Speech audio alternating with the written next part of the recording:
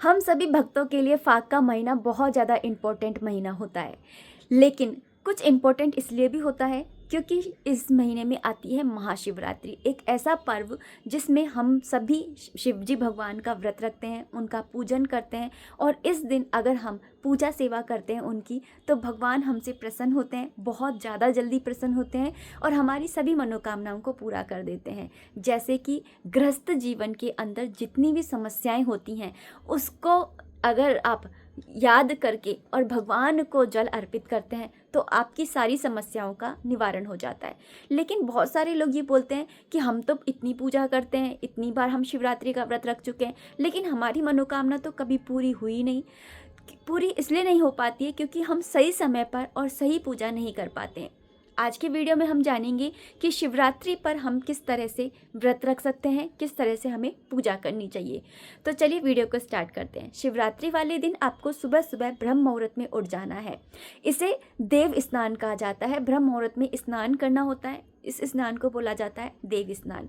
आप बाकी दिनों में कितने बजे भी उठते हैं इससे कोई मतलब नहीं है, लेकिन जिस दिन आप व्रत रखते हैं उस दिन आपको ब्रह्म मुहूर्त में ही ना उठ करके और स्नान कर लेना चाहिए, यानी कि देव स्नान कर लेना चाहिए। उसके बाद में स्वच्छ कपड़े पहन करके और आपको आ जाना है मंदिर में। अगर आपके आसपास में मंदिर है तो आप वहाँ जा सकते हैं, अगर मंदिर नहीं है तो आप घर में भी पूजा कर सकते हैं। घर में कैसे करनी है, मंदिर में कैसे करनी है, दोनों ही मैं आपको बताती चलूँगी। तो घर में आपको कैसे करनी है, घर की थोड़ा आगे रहेगी। तो सबसे पहले आप जहाँ पे आपको पूजा करनी है वहाँ का स्थान साफ कर लीजिए। पूजा आपको ऐसी जगह पर करनी है, या तो आप मंदिर जहाँ पे है उधर ही आप है ना, उधर ही आप कर लीजिए पूजा नीचे बैठ करके, और या फिर आप है ना इस तरह से पूजा करिए कि आपका मुंह जो है वो उत्तर दिशा में रहे। उसके बाद में वहाँ पर आपको स्वच्छ कर लेना है, थोड़ा सा जल का गंगा जल का छींटा करके और वहाँ का स्थान स्वच्छ कर लेना है। वहाँ पर चौकी बिछानी है। चौकी के ऊपर आपको लाल, पीला या सफ़ेद रंग का कपड़ा बिछा देना है। उसके बाद में आपको चावल या फिर फूल का आसन दे करके और भगवान शिव की जो पूरे परिवार वाली तस्वीर होती है उसको स्थापित कर देना है। उसी के सामने, तस्वीर के बिल्कुल सामने ही आपको एक कटोरी लेनी है या एक ऐसा बड़ा सा पात्र लेना है, भगोना आप ले सकते हैं। उसके अंदर आप एक जग रखिए, भर करके उसको ढक दीजिए ढक्कन से, और उसके ऊपर आप शिवलिंग को स्थापित करिए। स्थापित करने से पहले उधर आप पुष्प बिछा दीजिए, उसके ऊपर आपको शिवलिंग को स्थापित करना है। ऐसा इसलिए करना है क्योंकि आप जल अभिषेक करेंगे, पंचामृत से स्नान कराएंगे, तो आपका जल जो है वो पृथ्वी पर नहीं गिरेगा, चरणों में नहीं आएगा किसी के, साथ ही साथ है ना आपके घर में गंदगी भी नहीं होगी। तो इस तरह से आपको करना है। अगर आपके घर में शिवलिंग नहीं है तो इस सिचुएशन में क्या करना है, इस सिचुएशन में आपको सिर्फ एक पात्र रख लेना है।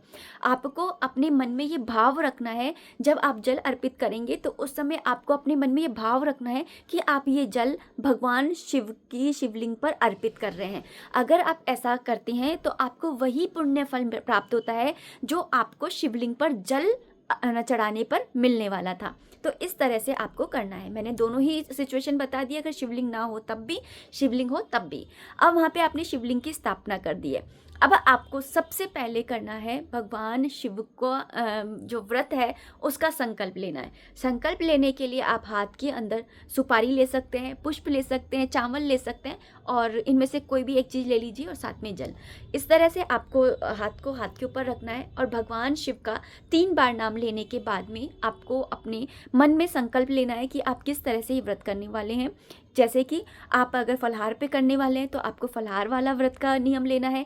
आपको सबसे पहले अपना नाम बोलना है, अपना गोत्र बोलना है, आप किस स्थान से कर रहे हैं, कहाँ से कर रहे हैं, किस तरह से करेंगे, आप किस मनोकामना को लेकर ये व्रत कर रहे हैं, ये सभी चीज़ें आपको इस समय ही बोलनी है। और उस जल को आपको भगवान शिव के सामने धरती पर छोड़ देना है।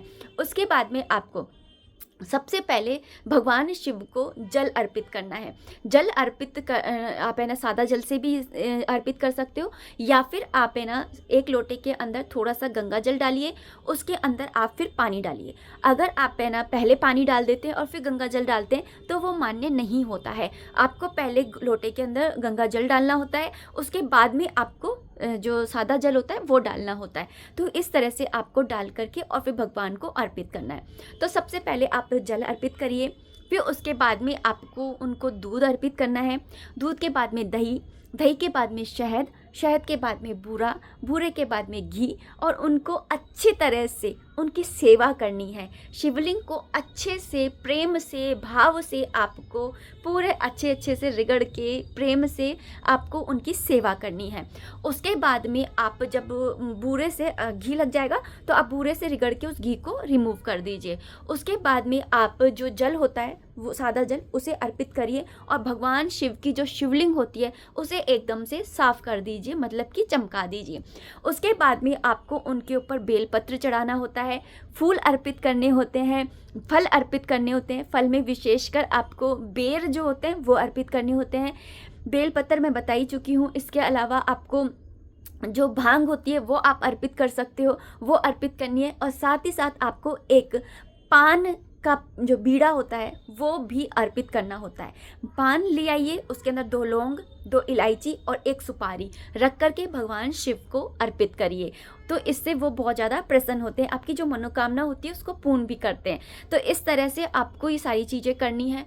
और उसके बाद में आपको, मतलब आपने स्नान कराया, स्नान कराने के बाद में आपको वस्त्र अर्पित करने होते हैं।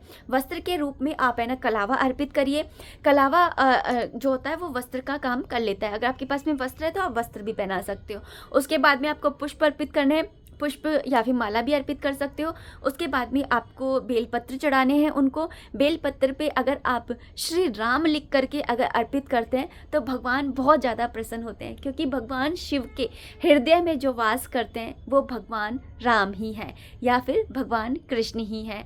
तो क्योंकि आपको पता भी होगा कि भगवान शिव ने जब ना विष ग्रहण किया था तो उन्होंने सारा की सारा विष जो है वो यहाँ पर कंठ में धारण कर लिया था, नीचे नहीं उतरने दिया था। जानते हैं क्यों? क्योंकि यहाँ पर उनके हृदय में वास करते हैं भगवान श्री राम। तो आप श्री राम लिख करके अगर बेलपत्र चढ़ाते हैं तो वो बहुत ज़्यादा खुश होते हैं। और एक चीज़ का ध्यान आपको रखना है, आपको जो सिंदूर होता है, रोली होती है, कुमकुम होता है, उसका तिलक नहीं लगाना है। आपको तिलक लगाना है चंदन का तिलक लगाना है। और देखिए, जो ये महाशिवरात्रि का पर्व होता है, ये सिर्फ शिवरात्रि का पर्व, मतलब इसमें सिर्फ आपको शिव जी भगवान की पूजा नहीं करनी है। इस जो है शिवरात्रि, इसमें आपको माता पार्वती जी की भी पूजा करनी है। उनको आपको श्रृंगार का सामान चढ़ाना चाहिए। साथ ही साथ है ना, अगर आप मंदिर में गए हैं तो वहाँ पे आप स्नान भी कराइए। जिस तरह से आपने भोलेनाथ को पंचामृत से स्नान कराया है, ऐसे उनको भी स्नान कराइए, उनको भी जल अर्पित करिए, उनको भी वस्त्र धारण कराइए। और जो वो होता है मोली होती है, उससे उन दोनों का गठबंधन कर दीजिए।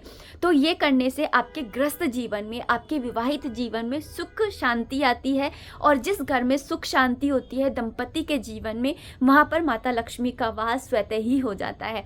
तो इस तरह से आपको जो भगवान शिव की पूजा है वो करनी चाहिए। उसके बाद में आपको महाशिवरात्रि की कथा पढ़नी चाहिए और उसके बाद में आपको आरती करनी चाहिए। तो इस तरह से ये जो पूजा होती है वो की जाती है। उसके बाद में आपको व्रत के अंदर, ये व्रत जो होता है वो फलाहारी होता है, इसके अंदर आपको फलाहार ही करना होता है। इस दिन आप है ना भगवान शिव को बेर के साथ में जो वो होता है सिंघाड़े, वो भी अर्पित कर सकते हैं। और सिंघाड़े का आटे का आप है ना हलवा बना करके उनको शाम के टाइम में या दोपहर के टाइम में एक बार भोग भी लगा सकते हैं। तो इस तरह से, और आपको फलाहार में यही चीज़ें आपको जो भोग में अर्पित करनी है वही खानी है। एक बात का ध्यान रखिएगा कि शिवलिंग पर जो आप अर्पित कर देंगे वो आप नहीं खाएंगे। आप जो तस्वीर है उसके सामने आपको वो भोग रखना है और फिर आपको वो प्रसाद खाना है। शिवलिंग पर जो सामान चढ़ाया जाता है वो कभी भी खाया नहीं जाता है, क्योंकि शिवजी भगवान जो होते हैं ना, सारे भगवानों के पास में है ना सिर्फ मनुष्य या देवगण ही जाते हैं, लेकिन भगवान भोलेनाथ के पास में भूतगण भी जाते हैं, भूतों का वास भी होता है। और शिवलिंग के पास में उनके जो गण होते हैं वो उधम मचाते रहते हैं और आप है ना भूतगण भी होते हैं, तो इसलिए वहाँ का आपको नहीं खाना चाहिए। लेकिन जो है ना, जब माता पार्वती जी भोलेनाथ के साथ में होती है तो उनके गण या भूतगण कोई भी उधम नहीं मचाता है, शांत रहता है। तो इसलिए आपको जो शिवलिंग पे चढ़ाई हुई चीज़ होती है वो नहीं खानी चाहिए, लेकिन जो तस्वीर पे आप, तस्वीर के सामने एक थाली में आपने भोजन रखा है उसे अर्पित करने के बाद में आप खा सकते हैं। तो इस तरह से आपको ये व्रत जो होता है वो करना होता है। राधे राधे, हरे कृष्णा, ओम नमः शिवाय। महाशिवरात्रि की आपको अनंत और अनंत शुभकामनाएं।